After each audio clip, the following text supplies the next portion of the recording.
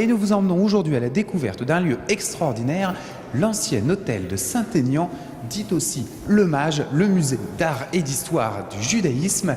Alors nous avons tout à l'heure découvert la première et la seconde vie de cet hôtel particulier sublime qui appartenait au duc ou comte, je ne sais plus quel était son titre, de Saint-Aignan, mais c'est Anne-Hélène Mage, décidément j'arrive plus à parler aujourd'hui, Hogg, qui va me sauver tout de suite. Saint-Aignan, il était comte, duc Alors c'était le duc de Saint-Aignan, voilà. qui s'appelait Paul de Beauvilliers, duc de Saint-Aignan, donc voilà, qui a racheté l'immeuble en 1680. Alors si vous n'étiez pas avec nous tout à l'heure, Anne-Hélène Hogg est historienne et conservateur de ce magnifique musée. On a parlé de la première vie de l'hôtel particulier, la deuxième vie comme mairie d'arrondissement jusqu'en 1800 et des. Voilà. 1823. Merci, voilà. Et la troisième vie, vous m'avez dit, immeuble de rapport et des commerçants juifs Voilà. qui viennent s'installer ici.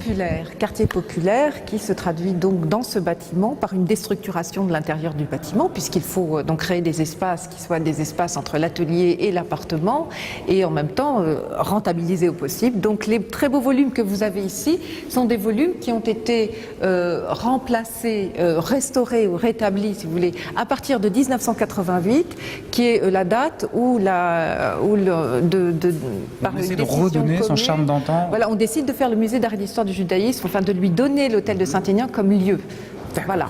Donc à partir de là, il va y avoir une campagne très sérieuse de restauration qui va restituer en fait à cet hôtel, à cet immeuble, l'aspect qu'il avait dans sa période de gloire classique, qui est donc une politique qu'on a menée dans tout le Marais, c'est-à-dire rendre aux bâtiments leur dignité de la grande époque classique du Marais. Mais après cette dignité, il y a quand même eu une autre époque qu'on voit ici, avec toute cette immigration juive qui vient des quatre coins de l'Europe. C'est-à-dire qu'il y a environ 150 ans d'histoire dans ce bâtiment que l'on découvre quand on rentre, ce qu'on ne voit pas quand on rentre dans la cour, où l'on voit la période classique et très française.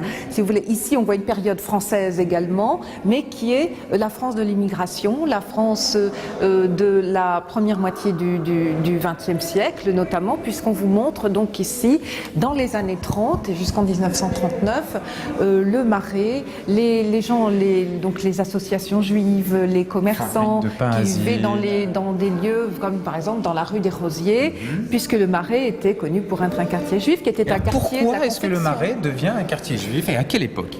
Eh bien, les Juifs ont habité dans le Marais. Il y avait, à la veille de la Révolution, déjà une cinquantaine de familles qui vivaient à Paris, et la plupart dans le Marais, puisqu'il fallait des autorisations de résidence. Il y avait dans la rue, dans l'ancienne, enfin la rue qui était avant celle. Vous voulez dire qu'avant la la rue du Révolution, Temple, un Juif avait besoin d'une autorisation de résidence ? Absolument. Ça, c'est un chapitre sur la liberté de circulation, ou l'interdiction de circulation et le corps du Juif, qui est un chapitre à part.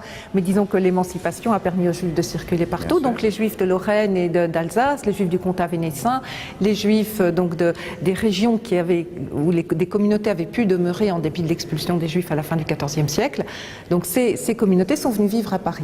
Et puis viennent en plus au cours du XIXe siècle dans la vague en fait de la séduction des campagnes napoléoniennes bien sûr qui établissent l'émancipation des Juifs partout.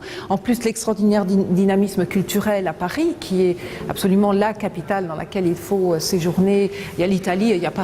En fait, au XIXe siècle, voilà, ce sont les deux obligations culturelles de l'homme du monde, de l'homme bien informé. Et donc, il y a un rayonnement en fait de la France de l'émancipation qui va durer jusque dans les années 1930. Et je pense que là, il faut vraiment noter cet aspect-là, et qui explique que l'immigration des Juifs s'est beaucoup tournée vers Paris. À partir de la fin du XIXe siècle, ils voulaient aussi aller aux États-Unis. En Allemagne occidentale, quand on venait de Russie ou de Pologne, mais également venir à Paris, qui était le lieu des droits de l'homme, le lieu, on reviendra là-dessus, où l'affaire Dreyfus a été réhabilitée. Alors ça, on en reparlera plus tard dans le plateau qui lui est consacré. Vous voyez ici donc la vie communautaire, et ce que vous voyez ici également, ce sont des images qui vous montrent le lieu les bâtiments du musée avant leur restauration à l'état antérieur. Donc là, on voit qu'on a des petits commerces un petit peu partout, qu'on a construit des étages au-dessus pour faire la pelleterie, les casquetiers, voilà, de la confection, toute la fabrication de l'habillement, les chaussures, la bijouterie, l'horlogerie. Voilà, vous aviez ici des petits ateliers. Alors là, on a découvert ce que j'appellerais un échantillon, un avant-goût, une mise en appétit des extraordinaires collections du musée.